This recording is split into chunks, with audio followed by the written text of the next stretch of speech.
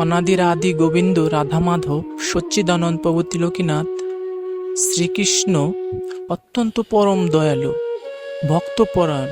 কোনো ভক্ত যদি দুই নয়নের জল ছেড়ে দিয়ে অন্তরের অন্তরস্থল থেকে রাধা মাধবকে ডাক দেয়, তাহলে রাধা মাধব কখনোই আর গোলকে বসে থাকতে পারেন না।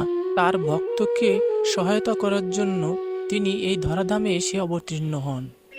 তেমনি একটি কাহিনী আপনাদের সামনে আমি তুলে ধরব। একদা এক গ্রামে গোপাল নামে এক গরিব কৃষক বাস করত। গোপালের কৃষ্ণের প্রতি অগাধ ভক্তি ছিল। প্রতিদিন খেতে কাজ শেষে কৃষ্ণের নামে তিনি কীর্তন করত, অথচ তার জীবন ছিল দারিদ্র্যে ভরা। একদিন ভয়াবহ খরায় তার ফসল নষ্ট হয়ে যায়, খাবার জোটে না, তবু কৃষ্ণ ভক্তি ছাড়েনি। এক রাতে অভুক্ত অবস্থায় কেঁদে কেঁদে বলল, প্রভু তুমি কি আমার কষ্ট দেখো না? ক্লান্ত গোপাল ঘুমিয়ে পড়ল। স্বপ্নে কৃষ্ণ এসে তাকে বললেন, গোপাল আমি সর্বদা তোমার পাশে আছি। সকালে ঘুম ভেঙে দেখল তার দরজায় খাবার পাত্র রাখা। কৃষ্ণ যে সত্যি এসেছিল গোপাল তা বুঝতে পারল। সুতরাং শ্রীকৃষ্ণের প্রতি ভক্তির মাধ্যমেই কেবল সকল বাধা অতিক্রম করা যায়। হরে কৃষ্ণ।